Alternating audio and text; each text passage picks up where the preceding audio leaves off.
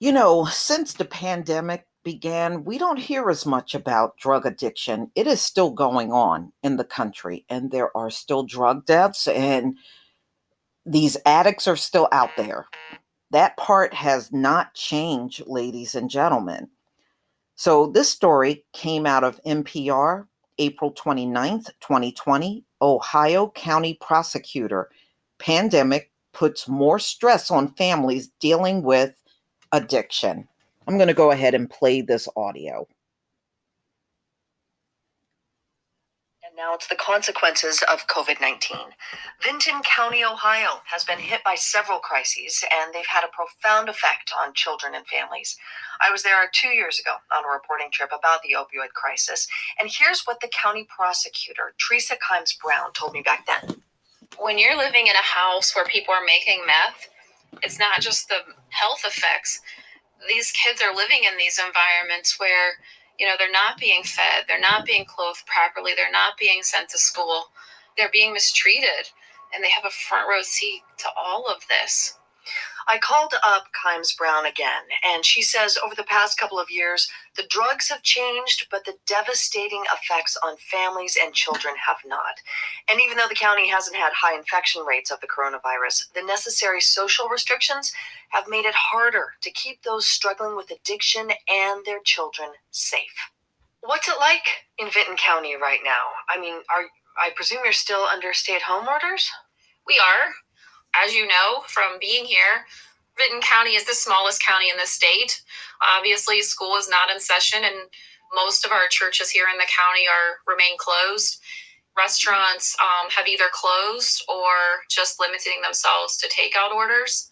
So even here, with our normal level of isolation, it's a lot different for even us. When you and I spoke a couple of years ago for our series on opioids, your office was just totally overwhelmed with cases related to drugs, opioids and meth in particular at that time. Are those cases up now, down now? Describe what you're dealing with. So, unfortunately, it's not a positive answer. Meth is still very, very, very horrible here. We have switched from the manufacture your own shake and bake type of labs that everybody was doing to Mexican meth being so readily available. People weren't cooking their own anymore. They're just buying it off the streets. So it's became even more proliferated than it was when you were here. And also the game has changed by the introduction of fentanyl and carfentanil to the state. The fentanyl use is deadly. ODs are up, and I think I've had one of my worst weeks ever. We had 3 overdose deaths in a period of 12 days, which may not seem like a lot, but when you only have, 3 in 3 months, 3 in 12 days is huge. One of the fellows that is a suspected overdose case, he left behind small children, including a set of twin boys. Huh. So everything you've said has been on an upward trajectory for the last 2 years. Now, with the introduction of COVID-19, that's just putting more stress on individual households who are already dealing with addiction? I think so. And I think we're seeing just the beginning of it with job loss, unemployment. People are depressed. Their kids can't go to school. They can't go to AA. They can't go to NA because those meetings are canceled. They can't, go to their normal support groups. Do these people have access to online versions of those meetings? Yeah, so that's something I really wanted to talk to you about because you and I are communicating totally by technology, but I have the luxury of that. There are places in my county where you cannot get even good cell service. So to try to then say, okay, you can do all these things through telehealth or Zoom meetings or all of those sorts of things that the rest of the world's able to do, we're not able to do that here. How is all this affecting kids? Are the reports you get for child abuse, are those increasing, decreasing? Do you have any ground truth on what's happening with kids? So I had read some statistics that statewide, nationwide, reports are down by about 48%. And that's because our kids aren't having contact with the normal people who would report. They aren't going to school, and so the teacher doesn't see Sammy with a bruise or a mark, or doesn't get to see Sammy cry. Those kids don't have access to those teachers anymore.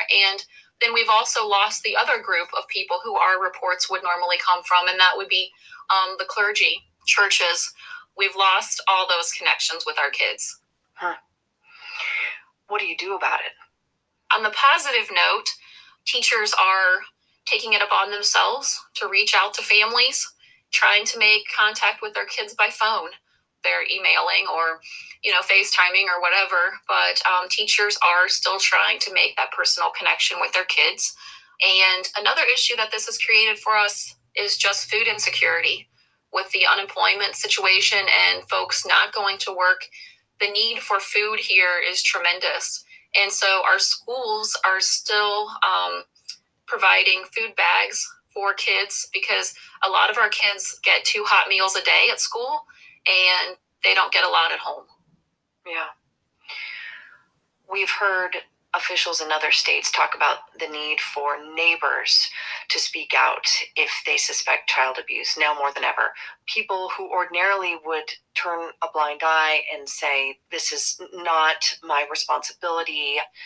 Have local officials been talking that way to encourage other people to report if they suspect child abuse?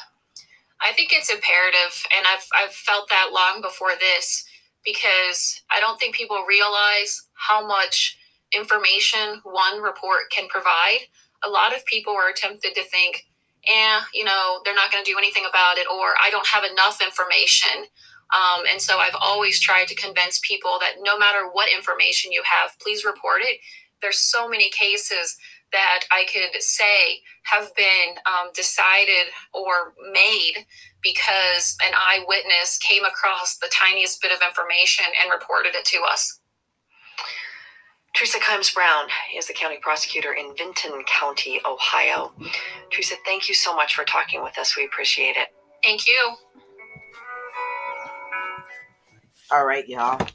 Now, if you've been with me for a long time, you know opioids is something I have been talking about for the last nearly 5 years. And it's always been a big problem in America for the last 21 years. And believe it or not, this is still happening, although you're not hearing about it. And even their treatment centers are now closed because of COVID-19. So these addicts, in many cases, are not even able to get their methadone, which they counted on during their rehabilitation.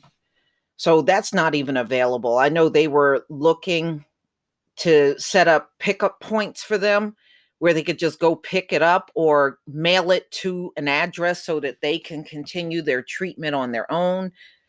And one of the issues that was raised is they feared so many of these people would fall off the bandwagon and get heavily into their addiction and overdose during this time that everything is shut down.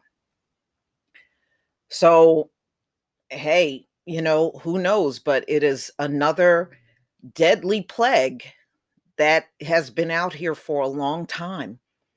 Another thing that has never been resolved in America. So, addiction is here to stay. But y'all, please tell me what you think about this. It was interesting them talking about the child abuse.